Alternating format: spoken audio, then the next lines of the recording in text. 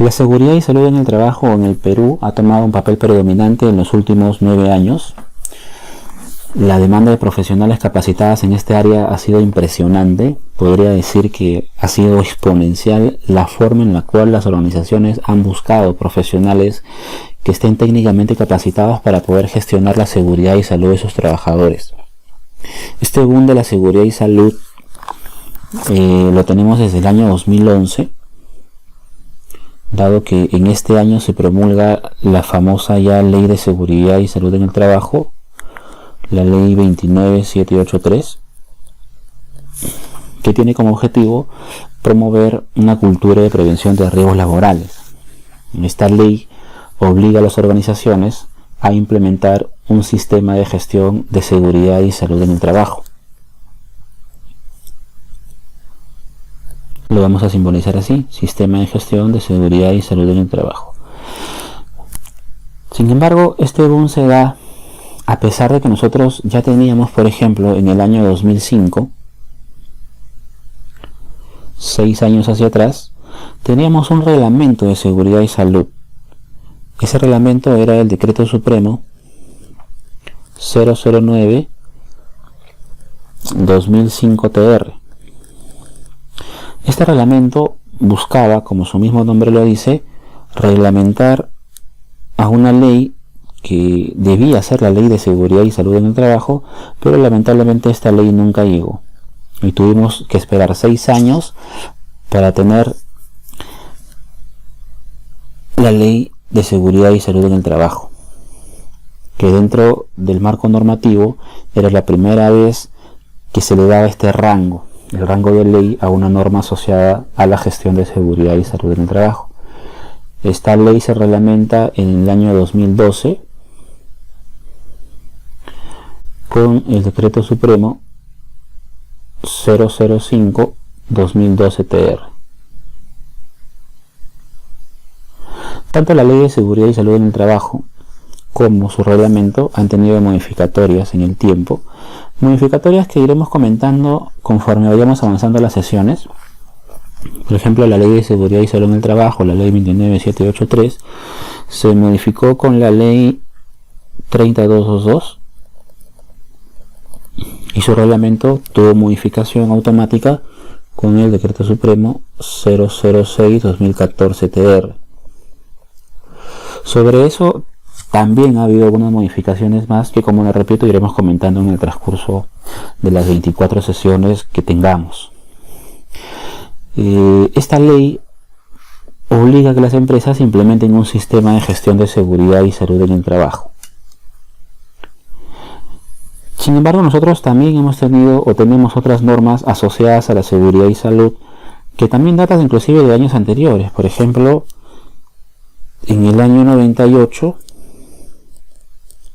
se da el Decreto Supremo 003-98-SA, que es más conocido como la norma técnica del seguro complementario de trabajo de riesgo. Tenemos normas también asociadas netamente al cuidado de la salud del trabajador. En el año 2005, por ejemplo, se aprobó el Decreto Supremo 015-2005-SA, que considera los valores límites permisibles, también llamados TLBs, valores límites permisibles para lo que son agentes químicos. Cuando veamos nosotros una sesión exclusiva de lo que son agentes químicos, material particulado, partículas respirables, inhalables, gases, vapores, nieblas, entre otros, vamos a hacer directamente mención a esta norma. En el año 2008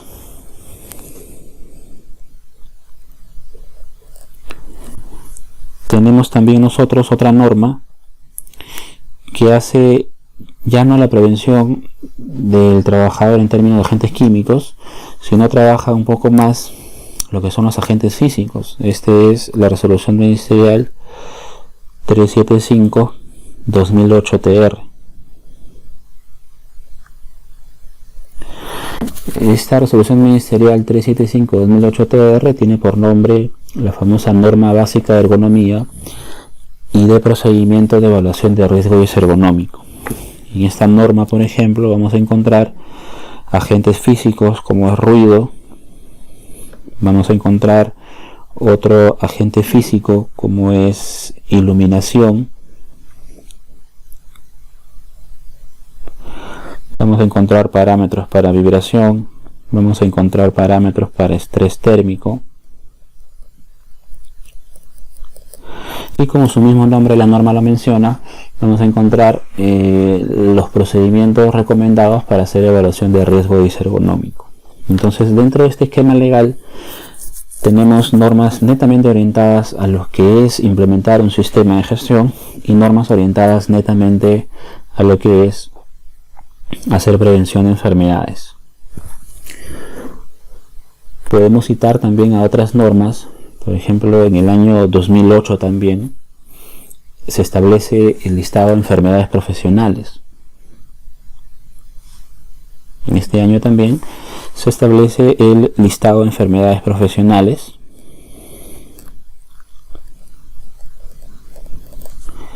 Este listado de enfermedades profesionales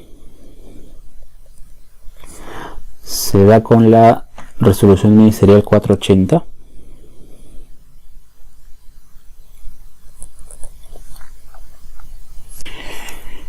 Y así hemos tenido también nosotros otras normas, ¿no? Sin embargo, el boom de la seguridad y salud, por llamarlo así, lo tenemos desde el año 2011, ¿no? Dado que el tema de seguridad y salud tiene por primera vez, como lo mencionaba, el rango de ley. Entonces, a partir de este año es que, boom, absolutamente todas las empresas se ven obligadas a implementar un sistema de gestión de seguridad y salud, y en el contexto de la implementación del sistema de gestión de seguridad y salud se introducen también todas las normas asociadas a esta, ¿no? La SSTR, agentes químicos, agentes físicos, listado de enfermedades profesionales y todas las normas que vamos a ir revisando en el transcurso de las sesiones.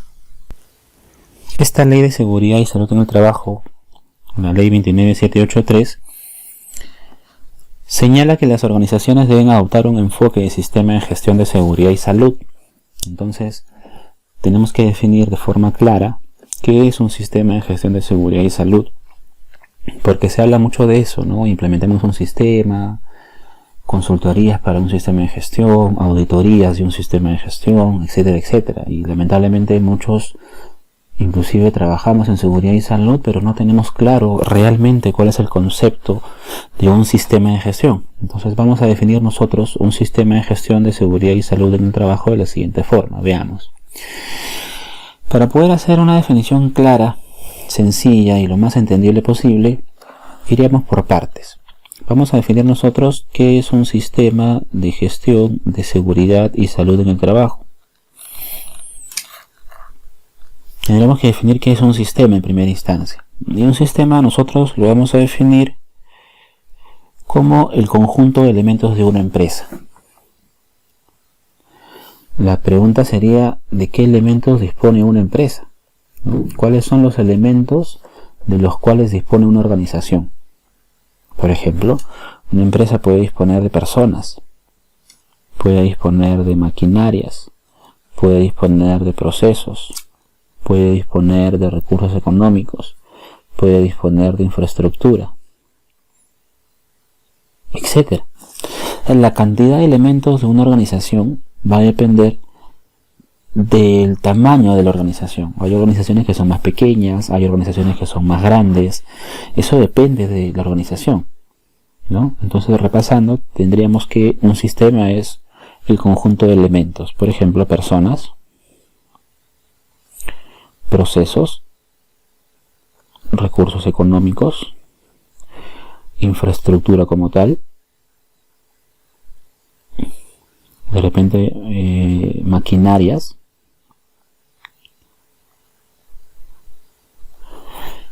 y podríamos seguir mencionando más elementos de la organización de acuerdo al tamaño que tenga esto.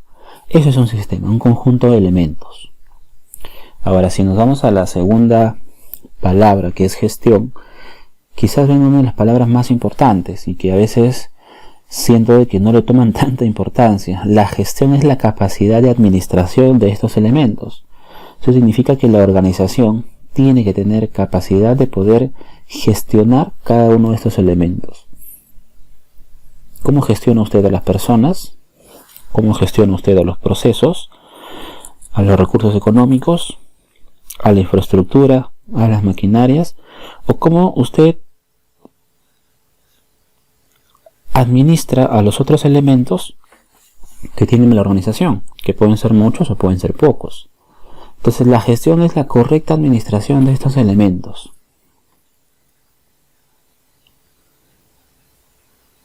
Si unimos los términos y hablamos entonces de sistema de gestión, podríamos indicar que un sistema de gestión es la correcta administración de los elementos de una empresa. Pero ¿para qué los voy a administrar? ¿Qué es lo que busco con esta administración? Lo que nosotros vamos a buscar con esta correcta administración de estos elementos es algo en específico. Y depende a qué esté orientado su sistema de gestión. Si es que el sistema de gestión está enfocado en la seguridad y salud del trabajador, nosotros administramos a este conjunto de elementos para poder lograr un objetivo que obviamente va a estar relacionado con esta implementación. En ese sentido,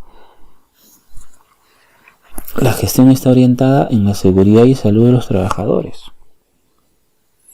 Seguridad, ¿con qué objetivo? Con el objetivo de prevenir accidentes. Salud, con el objetivo de prevenir enfermedades.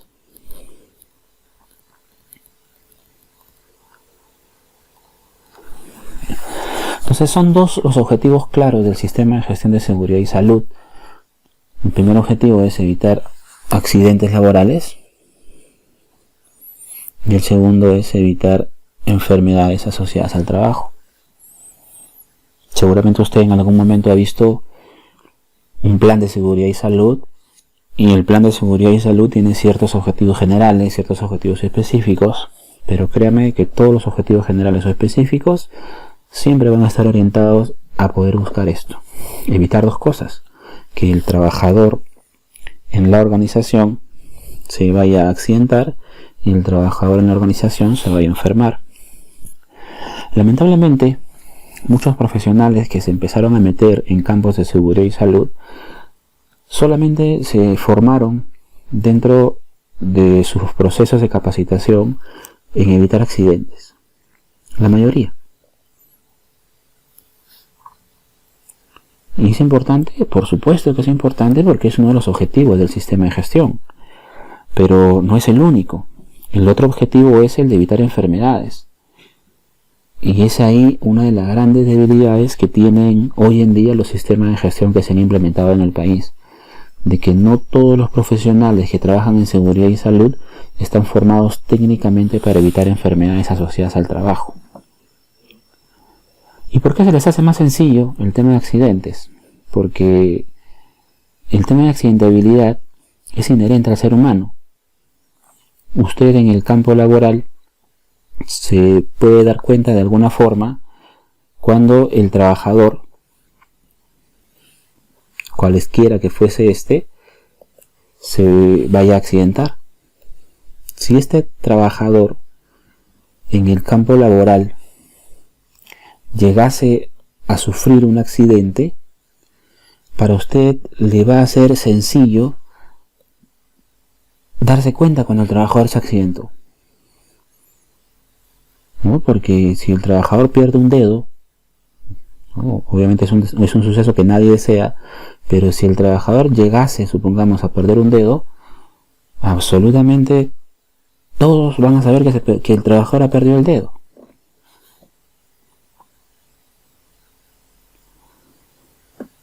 Pero si este trabajador se está enfermando, está teniendo problemas con su sistema auditivo, no necesariamente todos se van a dar cuenta de ese detalle. Muchas veces se dice que el tema de accidentabilidad es inherente al ser humano, porque uno se puede dar cuenta cuando el trabajador Se puede golpear, se puede chancar, se puede caer. Pero el tema de salud es un tema que avanza en silencio. Es un tema silencioso. El trabajador puede quedar enfermo del sistema auditivo en 5, 8, 10 años. Es un tema bastante delicado, porque el tema de enfermedades no se ven. Y cuando se manifiestan, ya el trabajador ha sufrido un deterioro de la salud. Entonces, nunca olvidemos que el sistema de gestión de seguridad y salud en el trabajo siempre tiene dos orientaciones. Y las orientaciones son los objetivos claros, orientados a evitar accidentes y evitar enfermedades. Nunca diseñe usted un sistema de gestión solamente para evitar accidentes. Si usted hace un sistema de gestión para evitar accidentes, es bueno, pero no está trabajando todo de forma completa. Tiene que hacer usted un sistema de gestión tanto para accidentes como enfermedades. Muchos dicen, no, el tema de enfermedades lo ve mi médico. Es mentira. El médico ocupacional en el Perú no está formado para poder hacer prevención técnica de enfermedades. Y hoy día que vamos a trabajar el tema de ruido ocupacional, usted se va a dar cuenta. Para un ingeniero a veces se le suele complicado analizar ciertos datos de ruido, a pesar que es física pura. Imagínense lo complicado que le puede ser a un médico ocupacional. Entonces, nunca perdamos de vista que el sistema de gestión tiene esas dos orientaciones: evitar accidentes y evitar enfermedades asociadas al trabajo. Dentro de las 24 sesiones vamos a ver sesiones orientadas a hacer gestión de seguridad, pero también a hacer gestión de salud, para que usted tenga una introducción de realmente qué es hacer prevención de enfermedades. Bien, vamos a ir dosificando nosotros los temas, tanto para poder trabajar la gestión de la seguridad como para poder trabajar la gestión de la salud. El día de hoy vamos a enfocarnos netamente en lo último. Vamos a ver cuál es el enfoque para poder gestionar la salud desde el punto de vista de prevención. Vamos a ver cuál es la disciplina que se encarga exactamente de hacer este estudio de prevención relacionado a la salud, y luego vamos a introducirnos netamente en uno de estos factores que se genera entre el trabajador y el proceso que le puede hacer daño. Ese factor que vamos a analizar es el factor del ruido. Entonces, usted, dentro de la interacción del trabajador en su organización, va a tener que el trabajador puede interactuar directa o indirectamente con su proceso. Va a interactuar de todas formas con su proceso, y el proceso que usted tendrá en su organización quizás sea el proceso de fabricar un producto o el proceso de brindar un servicio. Cualesquiera que fuesen estos procesos, generan en la persona un entorno ambiental directo que tenemos que analizar para efectos de saber si ese proceso le genera o no le genera daño al trabajador. Supongamos que el trabajador labora con un producto químico llamado azufre. El trabajador cada cierto tiempo tiene que echar azufre en este perol. El perol es una olla, en realidad es como una olla industrial, pero tiene un agitador, de tal manera que busca siempre mantener la viscosidad del producto. El azufre que el trabajador va a introducir se encuentra en costales, se encuentra arrumado en costales. Cada uno de estos costales más o menos tiene un peso de 42 kilos, y esa es una de las funciones que tiene el trabajador: introducir estos costales de azufre que más o menos pesan 42 kilos y poder introducirlos en este perol. Cuando el trabajador hace esta labor de abrir el costal para poder vaciar el producto en el perol, el azufre, al ser un material particulado, va a quedar suspendido. Entonces el azufre va a quedar suspendido. Esas partículas son las que el trabajador puede inhalar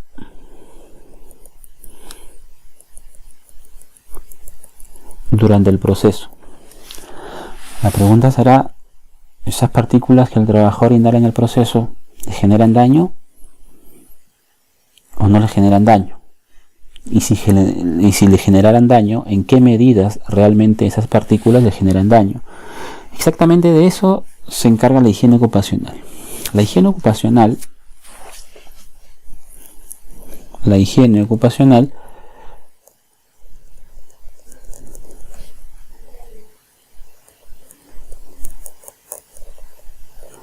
es una disciplina técnica que se encarga netamente de poder hacer prevención con respecto a temas de salud. Lo que estudiamos en higiene es exactamente este entorno ambiental directo que se genera en el trabajador para efectos de que estos factores que genera el proceso no generen en el trabajador un deterioro de su salud. En este caso muy particular estamos observando que existe material particulado dentro de este entorno ambiental, ¿no? O sea, existe material particulado que le podría generar daño al trabajador. Ahora, si este perol en su proceso de agitación genera bulla, genera ruido, también tendríamos otro factor ambiental directo, ¿no? Del ruido.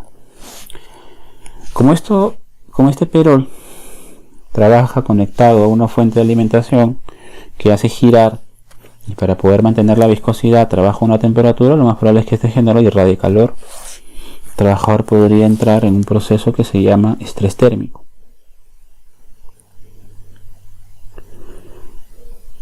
Como producto de la exposición a la fuente de calor. Si el trabajador quizás tiene un jefe que le exige mayor producción y le exige mayor producción al trabajador, podría verse expuesto también a diferentes factores de riesgo psicosocial.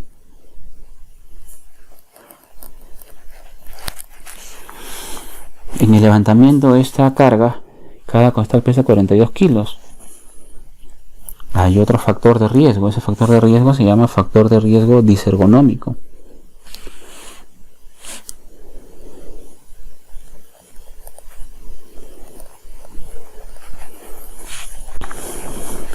Entonces, solo en este ejemplo podemos observar de que existen diferentes elementos que se han generado en el entorno del trabajador que podrían hacerle daño, si es que nosotros no nos encargamos de poder gestionarlos.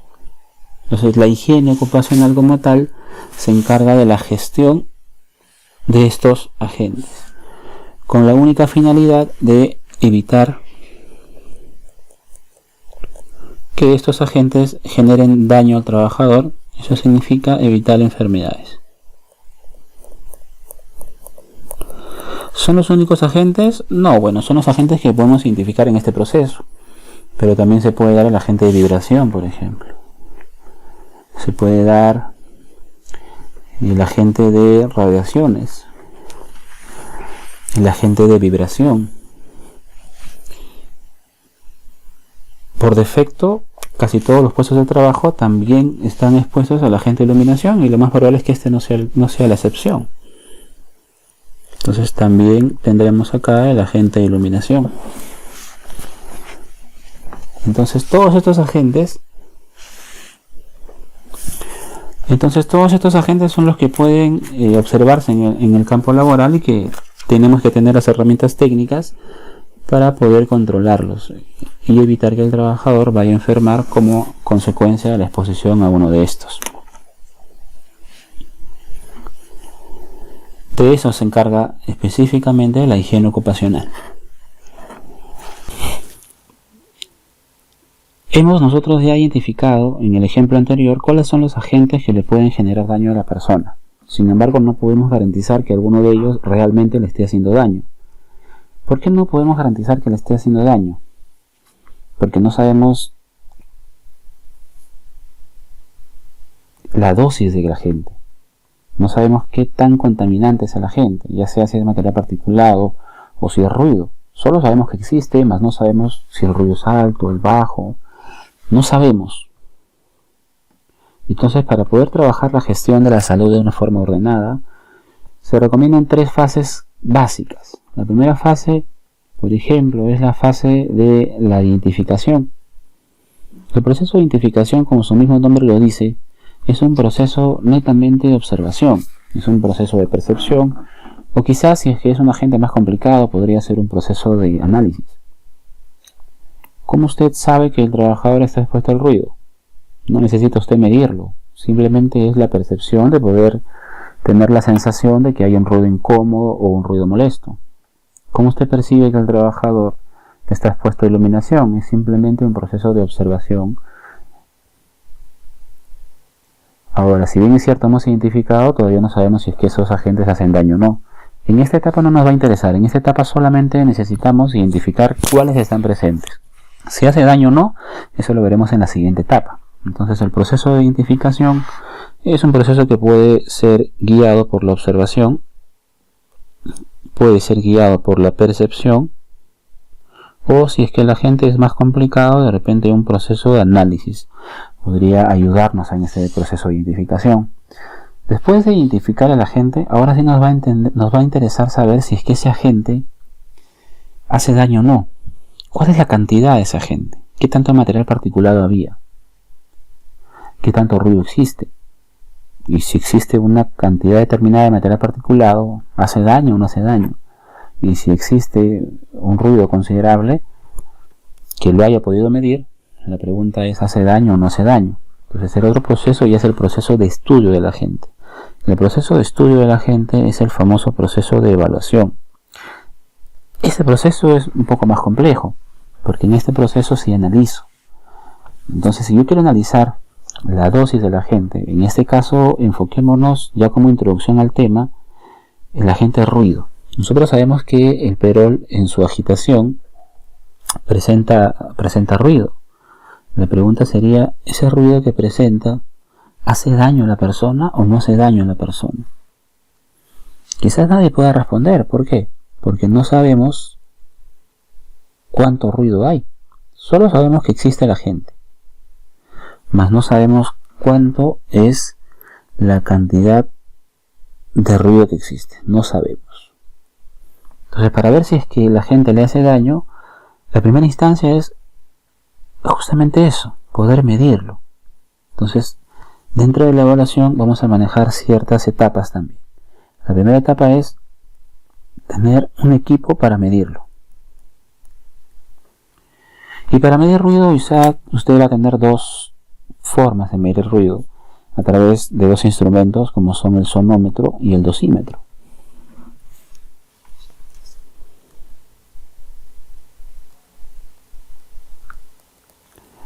Usted tendrá el sonómetro y tendrá usted el dosímetro. La pregunta es ¿cuál de estos dos utiliza? Si usted decide utilizar sonómetro, ¿cuántas mediciones va a hacer? ¿Cada qué tiempo va a hacer las mediciones? ¿Cómo va a caracterizar internamente el ruido para hacer las mediciones? Entonces, en el proceso de evaluación no solo se trata de medir, sino también de tener una estrategia de medición. Esa estrategia de medición es la metodología.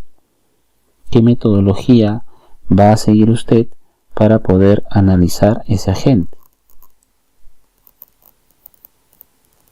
Por ejemplo, para el ruido, la metodología es la ISO 9612. La ISO 9612 nos va a dar las diferentes estrategias que existen para poder hacer un análisis correcto de ruido, ya sea si utilizamos sonómetro o ya sea si utilizamos dosímetro. Entonces, cuando usted hace esta primera etapa de realizar la medición con esta metodología, el resultado de esta primera etapa a usted le va a representar un valor, porque el equipo a usted le va a dar un valor.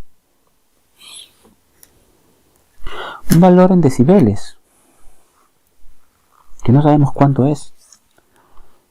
Supongamos que el valor en decibeles sea 98 decibeles. El trabajador labora 8 horas y después de hacer el análisis llegamos a la conclusión que el trabajador está expuesto a 98 decibeles por 8 horas de trabajo. La pregunta es, ¿ese valor es alto, es bajo? No sabemos todavía. ¿Por qué no sabemos? Porque tenemos el valor en bruto. ¿Qué tendríamos que hacer con ese valor para saber si hace daño o no? Tendríamos que compararlo. ¿Y con qué lo voy a comparar? Lo voy a comparar con un estándar. El estándar me va a poder permitir saber si es que ese valor realmente le está haciendo o no le está haciendo daño al trabajador. Entonces pasamos a la otra subetapa del proceso de evaluación. Esa subetapa del proceso de evaluación es poder compararlo con una norma o con un estándar. Habíamos comentado nosotros dentro del marco legal para hacer la prevención de enfermedades que existe una norma referencia a salud. Esa norma es la resolución ministerial 375/2008 TR. Esa resolución ministerial 375/2008 TR nos establece que el trabajador puede estar expuesto a 85 decibeles para un tiempo de 8 horas. No se preocupe que ahora que hagamos el tema del ruido vamos a trabajar mucho más estas terminologías, pero simplemente por un proceso de observación podemos nosotros ver que aquello que se ha medido, que nos resultó 98 decibeles, es mucho mayor a 85 decibeles. A este valor que nosotros medimos, que es la exposición promedio del trabajador versus el agente, nosotros lo conocemos como la media ponderada en el tiempo, también llamado PWA. Y este valor que nos representa lo máximo al cual puede estar expuesto el trabajador de acuerdo a la norma se le conoce como el famoso TLB o valor límite tolerable. Entonces, de acuerdo a lo que nosotros estamos viendo aquí, tenemos lo siguiente. Tenemos que el TWA, que es la exposición del trabajador, está por encima de lo que establece el TLB. Entonces acá tiene usted al TWA y acá usted tiene al TLB. ¿Será correcto esto? Obviamente que no. ¿Por qué? Porque la exposición del trabajador nunca puede ser mayor al TLB. Entonces, ¿qué debemos hacer nosotros? Bajar el TLB a un valor inferior al TLB. Bajar, el TWA a un valor menor al TLB. Entonces, esa proyección la tenemos que hacer mediante otra etapa. ¿Cómo hacemos que el TWA esté por debajo del TLB? Pasemos a otra etapa de la evaluación que le vamos a llamar control. El control es la etapa en la cual nosotros podemos analizar los resultados. En base a estos resultados y este panorama tan complicado que tenemos, en el cual el TWA está por encima del TLB, podemos aplicar algún control. Ahora, los controles en higiene tienen que guiarse en base a algo que nosotros le llamamos jerarquía de controles.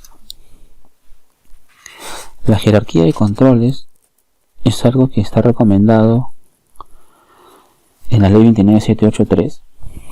También lo tenemos recomendado en la ISO 45001 y lo teníamos recomendado en el estándar internacional anterior a la ISO 45001 OSA 18001.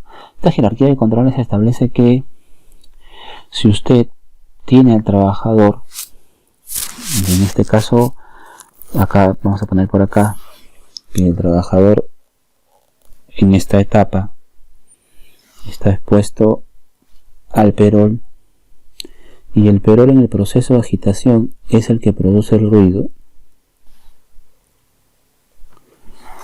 La jerarquía de controles está orientado a poder controlar ese agente que le puede hacer daño al trabajador, pero nunca el control tiene que estar con el trabajador. O sea, nunca usted debe diseñar su control de tal manera que le dé la responsabilidad al trabajador, porque si usted gestiona un sistema de gestión y le da la responsabilidad al trabajador, usted solo va a depender de él. Es el control menos efectivo el de poder depender del trabajador. Habrán trabajadores que por diferentes causas, un tema de cultura, un tema de formas de trabajo, use o no use la protección auditiva. Entonces, imagínese que usted le está depositando al trabajador la responsabilidad de todo su sistema de prevención. Entonces, eso no puede ser posible. Entonces, la jerarquía de controles establece 3 etapas básicas para poder nosotros gestionar correctamente la prevención de enfermedades.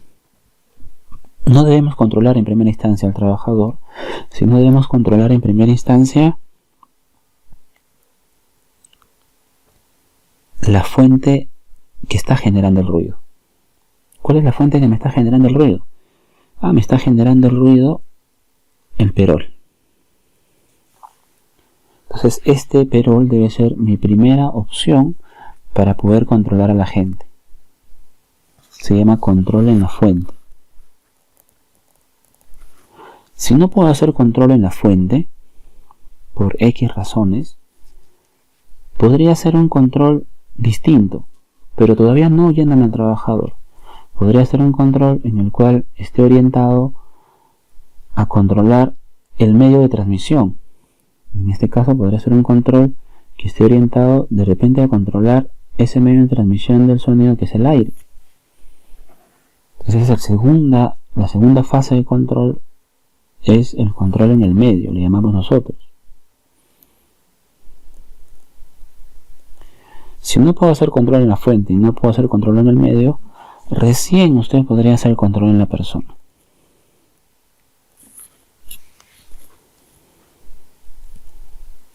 Pero trate siempre de que su orientación del sistema de gestión esté enfocada en esta jerarquía, ¿no? Fuente, medio, persona.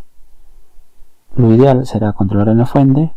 Si no puedo hacer control en la fuente, podrá hacer un control en el medio, o quizás, y ya en última instancia, el control en la persona, que quizás se traduzca en que el trabajador tenga que utilizar un equipo de protección personal.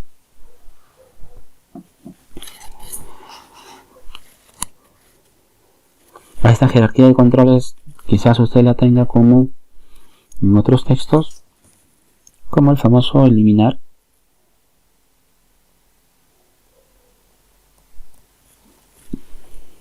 sustituir, establecer algún control de ingeniería,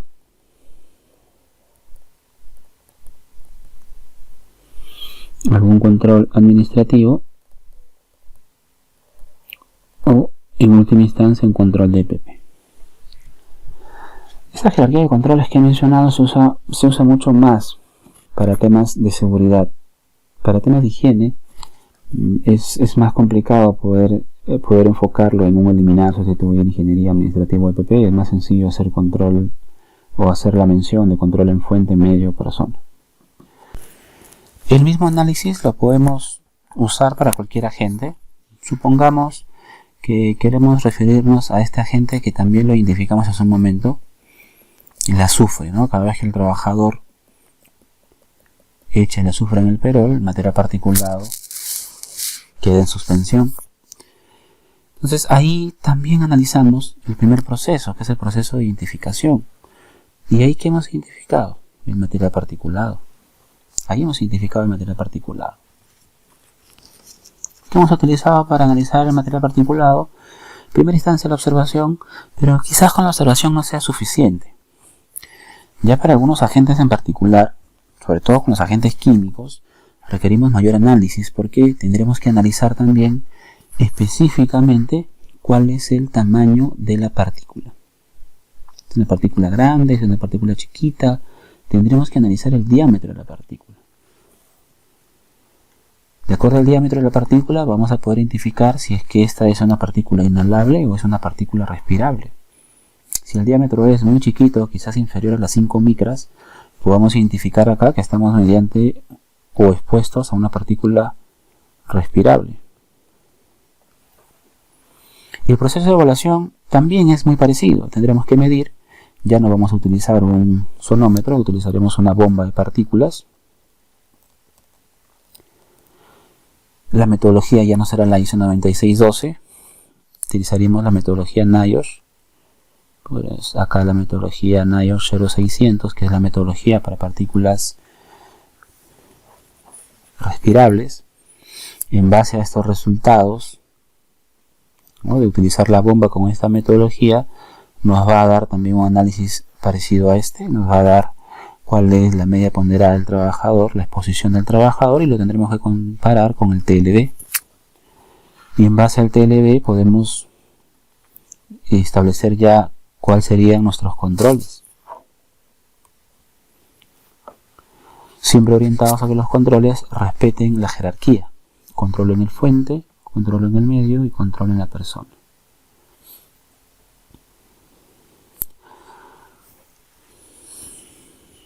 Entonces, cada uno de los agentes tiene características diferentes, desde el comportamiento, desde el análisis y obviamente también desde la medición.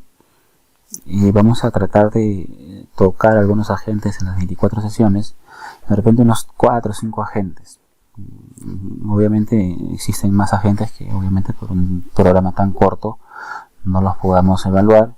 De todas formas, en la plataforma privada que tenemos seguramente podremos tocar algunos agentes más que sean de interés de los participantes. Hablemos de un agente que es uno de los agentes que más está presente, por ejemplo a nivel industrial, que es el agente de ruido. Vamos a hablar, por ejemplo, de ruido, el famoso ruido ocupacional. Para hablar de ruido ocupacional, para hablar del agente ruido ocupacional,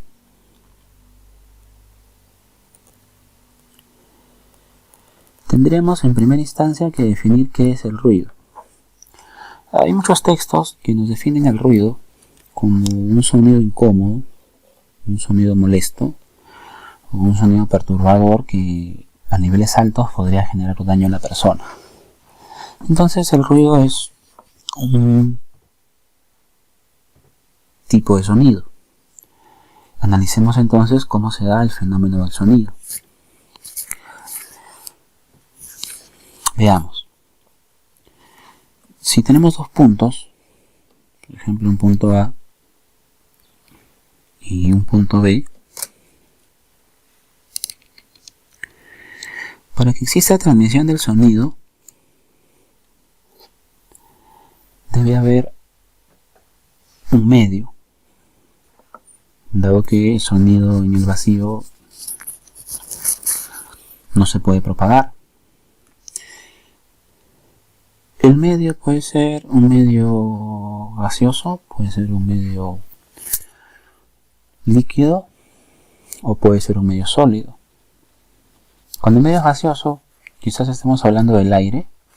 Nosotros sabemos que en el aire existen diferentes moléculas que están en el aire, en el medio gaseoso.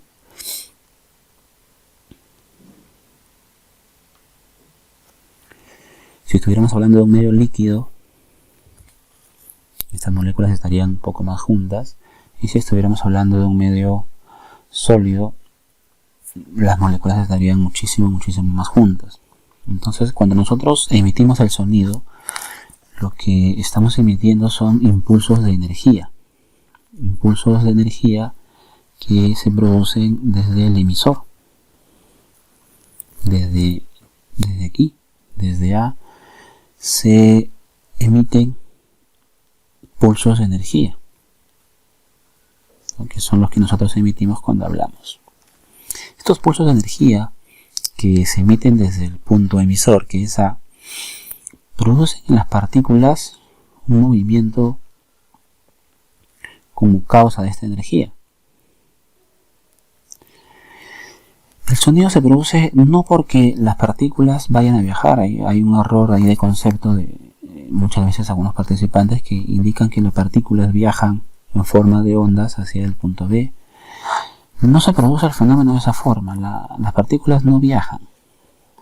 Lo que se produce en las partículas es un impacto entre ellas. O sea, las partículas van a empezar a presionarse entre sí y va a generarse una especie de ola, Imagínense usted cuando va al estadio. Cuando usted va al estadio y hacen esas olas que son como barras, usted se va a dar cuenta que las personas lo único que hacen se van parando. Es como si se fueran empujándose. Así se produce el sonido. Las partículas se concentran por efecto de esa cantidad de energía y se empiezan a golpear entre sí. Estas partículas se concentran por la emisión de energía y van a empezar a impactar a las otras partículas que se encuentran cerca de ellas. Cuando se genera el impacto, también se genera un mayor nivel de concentración de partículas, y estas a su vez empezarán a impactar sobre otras partículas que se encuentren cerca de ellas. ¿No? Cada vez que existe el impulso, existe una concentración de partículas. A la distancia entre la concentración de partículas, se le conoce como la famosa longitud de onda. Nosotros la denominamos por lo general en física con la letra lambda, ¿no? La letra lambda. Ahora, si analizamos una partícula en particular, para la redundancia, si analizamos específicamente una partícula,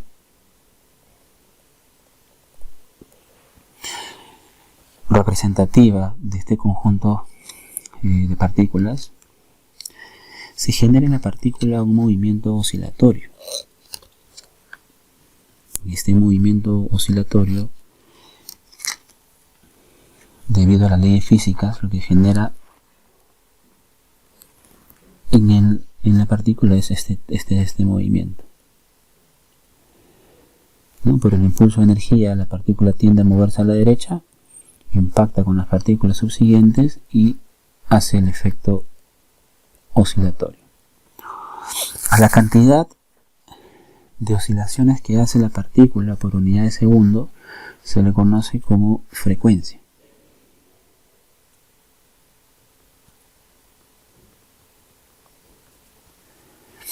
La frecuencia se mide en Hz. Este concepto de frecuencia es bastante importante para nosotros dentro del análisis del ruido ocupacional, porque el ser humano no tiene capacidad de percibir todos los sonidos. Nosotros no tenemos esa capacidad de percibir absolutamente todos los sonidos. Nosotros percibimos solamente algunos sonidos. Para eso existe un rango en el cual nosotros percibimos los sonidos. A ese rango se le conoce como el famoso rango audible. Ese rango audible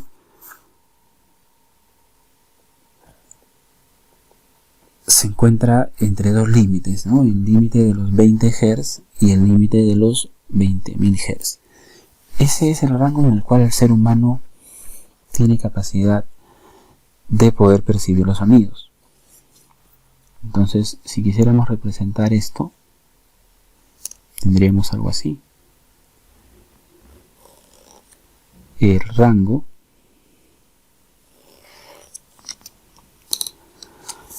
de frecuencias, cuando las frecuencias están en el rango de 20 Hz a 20.000 Hz, nosotros tenemos capacidad de percibir estos sonidos. A este rango se le conoce como el famoso rango audible.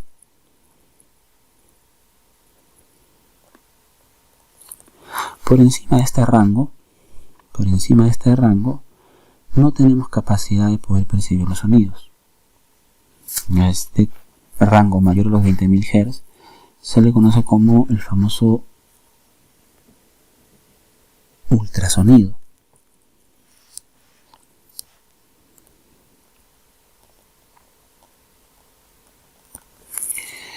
Y el rango menor a los 20.000 Hz se le conoce como infrasonido.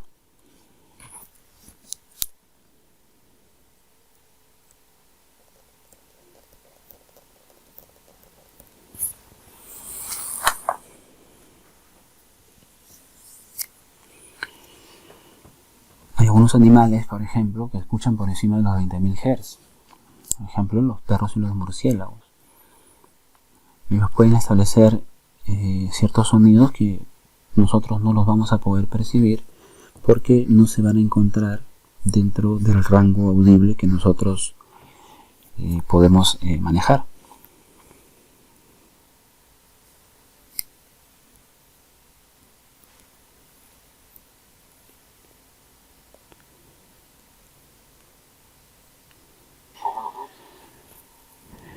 Bien, este rango audible lo podemos graficar de esta forma.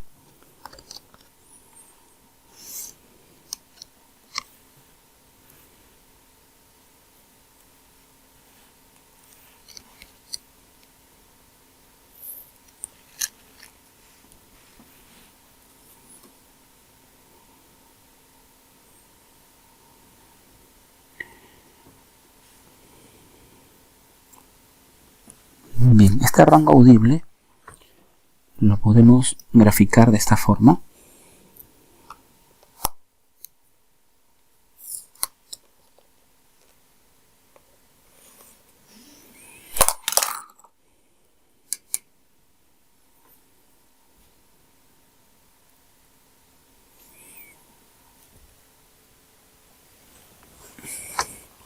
Bien, este rango audible lo podemos graficar de esta forma.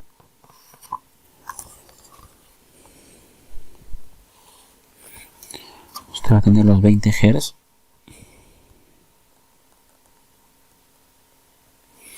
Y va a tener acá los 20.000 Hz. 20 por 10 a la 3 Hz. Entonces usted va a poder oír en este rango. Y conforme usted vaya acercándose al otro rango va a perder capacidad de audición. Conforme la persona tenga cada vez mayor edad, se genera que esta curva sea cada vez más cerrada. Por eso es que los abuelitos tienen menor capacidad de audición. Se le llama presbiacusia. La presbiacusia es la pérdida progresiva de la audición por efectos netamente naturales, a diferencia de la hipoacusia. La hipoacusia es la pérdida progresiva de la audición por efectos del ruido al cual se ha estado expuesto.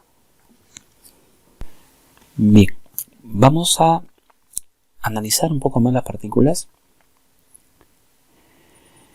Pensaba hablar un poco más rápido sobre el concepto de decibel, pero hay preguntas ya de alumnos que están matriculados en estas salas privadas.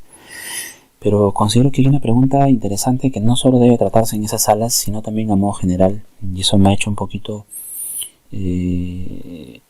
analizar cómo vamos a introducir este concepto. Fíjese usted aquí.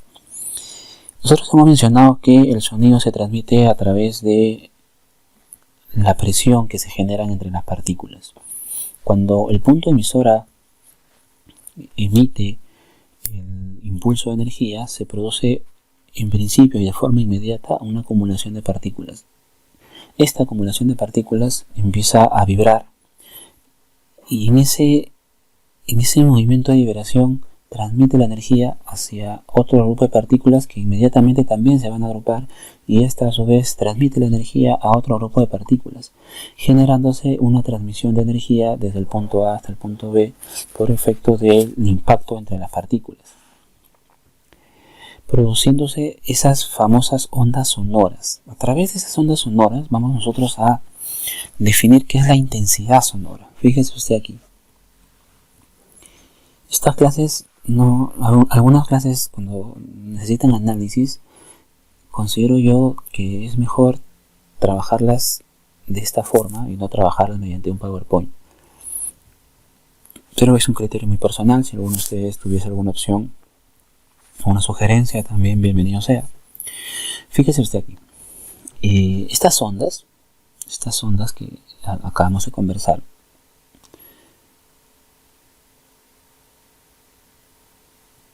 se producen más o menos de la siguiente forma. Entonces nosotros vamos a definir la intensidad sonora de la siguiente forma. La intensidad sonora se define como la cantidad de energía que atraviesa un área durante un determinado tiempo. ¿Cómo es eso? Veamos. Nosotros podemos hacer que esta energía atraviese una superficie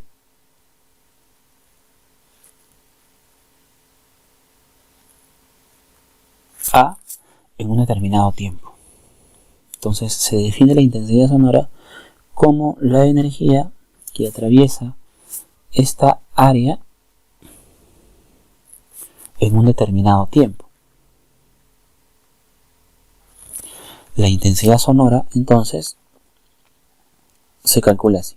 La intensidad sonora es la energía que atraviesa el área en una unidad de tiempo. Si usted hace el cálculo, tendría así: energía entre el tiempo por unidad de área. Energía entre tiempo es conocido y es la famosa potencia. Entonces, la intensidad sonora es la potencia por unidad de área. Recordará usted que la potencia se mide en vatios y el área en metro cuadrado. Entonces ya tenemos ahí la definición de intensidad sonora. Ahora, la intensidad sonora que nosotros podemos percibir, porque nosotros no podemos percibir absolutamente todas las intensidades que existen, la intensidad sonora que nosotros podemos percibir está dada por la intensidad referencial, porque así se le conoce, y esta intensidad sonora sobre la cual nosotros sí podemos tener capacidad de percepción es 10 a la menos 12 vatios por metro cuadrado. Conforme esa intensidad vaya aumentando, nosotros vamos a percibir mejor el sonido. Si esa intensidad sigue aumentando, vamos a percibir mejor el sonido.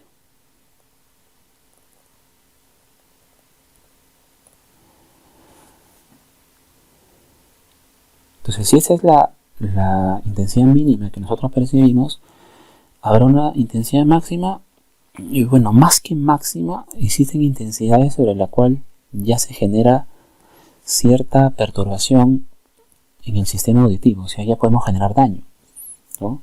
Se dice que cuando ya la intensidad sonora está por el orden de 10 a la 0 vatios por metros cuadrados, ya generamos daño en la persona. Ahora, si usted ve, las escalas son bastante complicadas de poder manejar. Si observamos este número que es 10 a la 0, que es la escala sobre la cual ya podríamos generar daño en el trabajador, y la comparamos con la unidad referencial, que es 10 a la menos 2, la unidad referencial es la billonésima parte de la intensidad sobre la cual ya podríamos generar daño a la persona, o ya existe un daño a la persona. Entonces estos números son complicados de manejar, ¿no? 10 a la menos 10, 10 a la menos 9, 10 a la menos 8. Imagínense nada más que 10 a la menos 12 es 0.00000 con 12 ceros. Entonces las matemáticas siempre nos han ayudado a poder manejar mejor estas cuestiones. Para eso se define una forma de poder trabajar con escalas decimales. Recuerde usted, de repente usted sí recuerda su matemática básica, ¿no? Cuando usted tiene problemas para trabajar con exponentes, recurre a esto, recurre al famoso logaritmo. Entonces, para poder trabajar de forma más armónica, ya no hablamos de intensidad sonora, porque acá estamos hablando de intensidad sonora, sino vamos a hablar ahora del nivel de intensidad sonora. El nivel de intensidad sonora es la forma más amigable de trabajar la intensidad sonora. Estamos hablando en términos un poquito más sencillos. La intensidad sonora en el libro de física usted lo va a encontrar con la letra beta y se define de la siguiente forma. El nivel de intensidad sonora es igual a 10 veces el logaritmo de la intensidad sonora comparada con la intensidad sonora referencial. Recordemos que la intensidad sonora referencial es 10 a la menos 12 vatios por metro cuadrado. A ese nivel de intensidad sonora, en esta definición, se le conoce como el famoso decibel. Recién aquí nosotros ya hablamos de esta unidad de medida que usted seguramente ha escuchado, ¿no? El decibel. Entonces, la intensidad sonora no se mide en decibeles, la intensidad sonora se mide en vatios por metro cuadrado. Lo que se mide en decibeles es el nivel de intensidad sonora. Ingeniero, es muy complicado, se está rayando mucho. Lo que sucede es que hay un alumno que me ha hecho una pregunta y me gustaría también comentarla porque creo que en eso consiste, ¿no? Por más que el alumno esté en sala privada, considero que estos conceptos sí los deberíamos tener todos. Él tiene una herramienta. Él me ha hablado que su organización tiene unas herramientas un poquito antiguas. Y en su herramienta, que es un rotomartillo, hace referencia a que su rotomartillo tiene una intensidad sonora, porque así lo tiene en su ficha técnica. La intensidad sonora de su rotomartillo, que es el que tiene en su organización, es 1.03 por 10 a la menos 3 vatios por metro cuadrado. Y el joven se está rayando porque piensa que la intensidad sonora se mide en decibeles, pero cuando ve la unidad de medida es vatios por metro cuadrado. Y es porque la intensidad sonora no se mide en decibeles, es correcto, la intensidad sonora se mide en vatios por metro cuadrado.